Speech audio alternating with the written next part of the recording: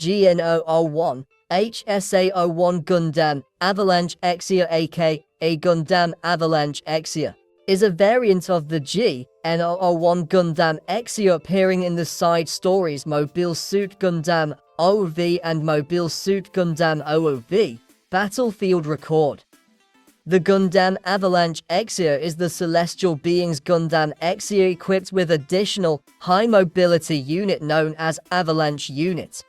The Gundams have exceptional flight control capabilities through the use of GN particles, but their speed in the atmosphere and in space are generally inferior to that of specialized high-speed units such as aircrafts. Celestial Being's general mechanic, Ian Vashti, designed and created the Avalanche unit to grant Exia high level of mobility comparable to an aircraft.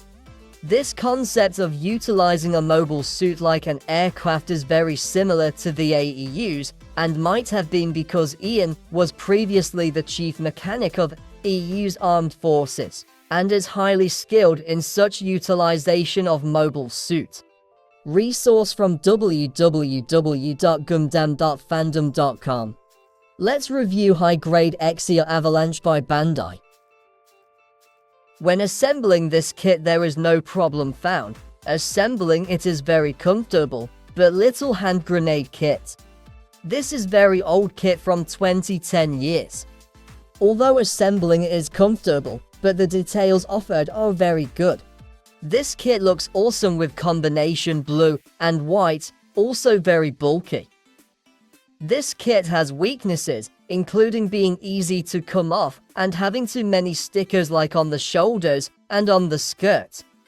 The head part is very interesting, but it still looks like common Gundam Exia. Sorry about the nub mark because this is my second-hand kit. The body is also made very cool. Look at how detailed this part is. Still look like common Exia, but with little upgrade on the back side. There are too much weapon storage and GN reactor. At the waist there are small skirts at front, and the back has big skirt. The arm part is also interesting. The arm has upgrade from Exia. This one is make this kit very bulky. In the arm also cool equipped with GN Vulcan so this kit can fight in long range. The legs are made muscular with advanced technology. It has same shape from Exia, but equipped with dash units. This is size comparison with high-grade Gundam 00 Razor Bandai, high-grade Gundam Cherodin Bandai, high-grade Gundam Arios Bandai, high-grade Gundam Surave Bandai, entry-grade Gundam RX-78 Bandai, and entry-grade New Gundam Bandai. Next, jumping to the accessories that we get. First we get spread hand. Looks like standard spread hand and make you pose this kit whatever you want. Then we get GN Sword. Is the normal Exia's primary weapon, and it is also wielded by the Avalanche Exia, attached to the Avalanche unit parts on the right forearm when in use. The GN Sword can also function as a beam rifle by transforming to rifle mode, where the blade is folded to reveal the rifle's muzzle. It is stored on the weapon arm located on the right upper back when not in use. The downside of this weapon part is that the shield is loose. Then we get to GN Beam Saber and to Beam Dagger. I don't know that this part is same shape. Beam Saber stored on the back of the shoulder mounted Avalanche unit parts, and GN Beam Dagger is stored on each of the weapon arms located on the upper back. A beam blade made of GN particles is emitted from this close combat weapon's hilt when it is drawn. Beam Saber is long and Beam Dagger is short, but we don't get this part so I use Beam Saber from another kit.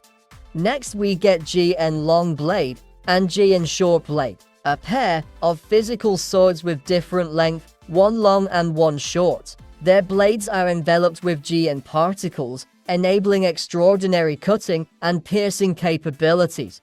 Both weapons can be stored with connector like this on the weapon arm located on the left upper back when not in use. Next we get GN Shield, the same defensive armament as used by the normal Exia. Last we get G and Claw, mounted in the tips of the leg-mounted dash unit. The pair of G and claws unfold when in use. This is like optional hand for dash unit. You can install it with Beam Saber too. Actually, we also get a stand base to store the G and Claw, but I didn't get it because this is a second-hand kit. Maybe it was taken by the previous owner. Next, jumping to the articulation. This kit is really solid. Let's try to Luffy Gear second pose.